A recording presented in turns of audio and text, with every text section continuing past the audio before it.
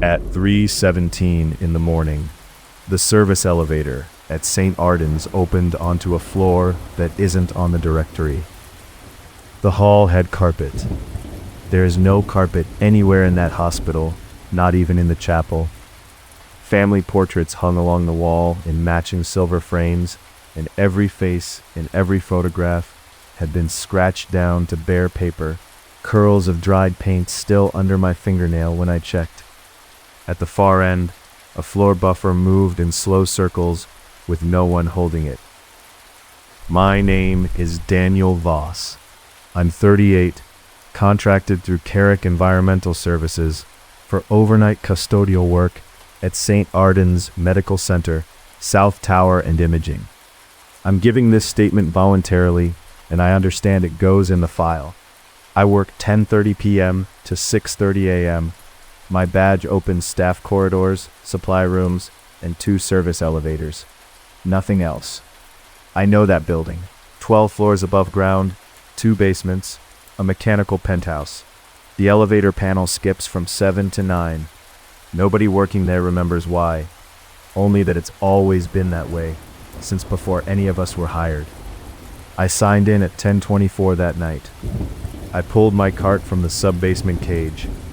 On the rubber mat outside elevator C, a trail of wet black footprints was already drying. 12 of them.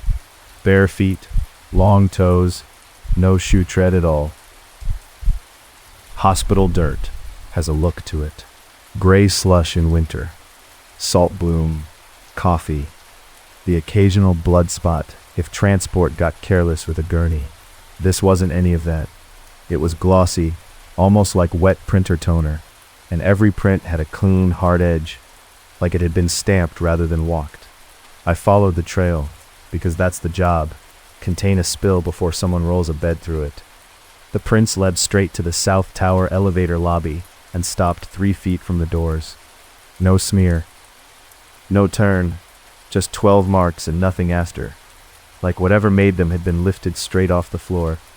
I wiped it with Virex and a microfiber pad. The cloth came away black, not brown, not diluted. There was a grit in it that scratched under my glove, fine like beach sand. At 11:12, my pager buzzed. Environmental Services request. South Tower, Level 8, spill cleanup. I figured it, for a typo. Those pagers run on old numeric floor codes, and clerks fat finger them constantly. Except the display read clean, South TWR, L8, EBS cleanup. I called the operator desk from the wall phone by imaging. Marisol picked up. I asked who logged a cleanup for Level 8. She said there was no request on her board, and no Level 8 in South Tower, full stop. I read her the timestamp. She went quiet, and I heard her typing.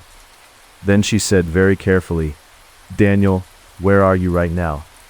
I told her imaging hall. She told me to stay put. Security was coming. I didn't stay. My zone, my cart, my problem. Or that's what I told myself. Elevator C was already waiting, doors open, cart bay empty. The panel was lit. The number glowing was 8. That elevator does not have an 8 button.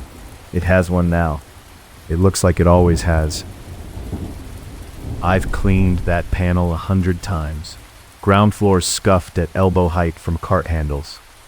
B2 sticks when it's humid. There has never been an 8, but there it was that night. Same square cap, same amber backlight, the steel worn smooth around it like decades of thumbs had pressed it.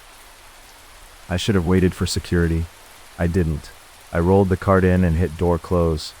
The car rose. I know that building's rhythm the way you know stairs in your own house in the dark. And this ride was wrong. It stopped too soon, too soft, like it had further to go and quit early. The doors opened on carpet, blue, low pile, worn flat down the center. No disinfectant smell, no floor wax, just dust in a heating vent and old carnations gone to rot. On the wall across from me hung a framed photograph. Mother, father, newborn, all 3 faces scratched down to bare paper. I left the cart in the car and stepped out. The hall looked like a hospital wing built 20 years ago and dressed up to feel like a hotel. Wallpaper border, veneer doors, dead flower arrangements gone dry and crumbling in their vases, petals shed on the carpet underneath like something had sat there uncleaned a long time. Down at the far end, a floor buffer turned in slow circles, bumping a baseboard, backing off, turning again, no hands on it. That's the buffer from the hook, if you're asking. Then I saw the tracks pressed into the carpet nap. Not cartwheels, narrower, gurney width, running door to door, crossing over each other hundreds of times until the center of the hall looked combed flat. One of the doors beside me clicked. Not opened, clicked, the way a latch lifts and drops back into its seat on its own. I backed toward the elevator. It was still open. Something was standing in it, behind my mop handles. I only saw it for a second before the doors started to close. It had the shape of a person, shoulders, a bowed head, but wrapped tight in hospital linen, sheet over sheet, cinched down like it had been vacuum packed into itself. Wet through in places, brown at the waist, yellowed at the feet. No arms, no hands on the cart rail, and yet the cart was in there with it, moving. Where a face should sit, the fabric pulled inward, like something underneath was drawing on it from behind, and there were dark wet patches shaped like eyes, and a mouth that shifted position while I watched. The doors shut. I hit the call button until my thumb went numb. Behind me, every door in that hallway clicked shut in sequence, one after another down both sides, a chain of latches moving away into the dark. Something dragged out from under the nearest door and stopped against my shoe. A hospital ID bracelet, skin still stuck to the inside of it. I picked it up. I don't have a good reason. The adhesive side had a torn strip of wrist skin on it, pale, fine-haired, no blood, just a gray wetness. The printed insert had run past reading. The door beside me swung inward half an inch on its own, and warm air came through it. Not heater warm, body warm, with a smell like milk left too long in a drain. I should have run. I looked instead. 4 beds, old style, curtains between them. Every bed had someone under the blanket, tucked to the chin, and every chest under those blankets was rising and falling at a different rate, staggered, though the room was dark and no machine in it was on. 6 bassinets lined the windowsill, empty, spaced with the same neat distance you'd see in a nursery photo. From behind the third curtain, a woman said, clear as anything, "Please take mine back." It came back wrong. Something small dropped to the floor near her bed and started crawling toward the strip of light under the door. I ran. Going back, that hall was longer than it had been coming in. I know how that sounds. I'm telling you what I measured with my own feet.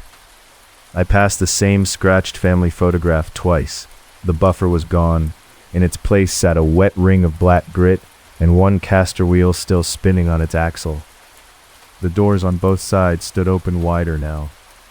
I saw an oxygen hood fogging from the inside with nothing under it. A nurse's station with paper charts soaked through, every page blank except for a thumbprint. A man in a visitor's chair, still in his coat, the back of his skull pressed flat into the plaster behind him, like the wall had gone soft when he sat down. Then the elevator, doors open, my cart inside, the linen thing gone. I got one hand on the cart rail when every room behind me made the same sound at once. Not a scream, newborns crying, dozens of them, wet and close. The doors closed on it. Down the hall, every bassinet had come out into the corridor, lined bumper to bumper, all of them rocking. When the car reached ground floor, my shoe sat uneven. I lifted it and found a second bracelet looped tight around my ankle. It was still warm. Subscribe if you want to hear what they found still attached to it in the ER.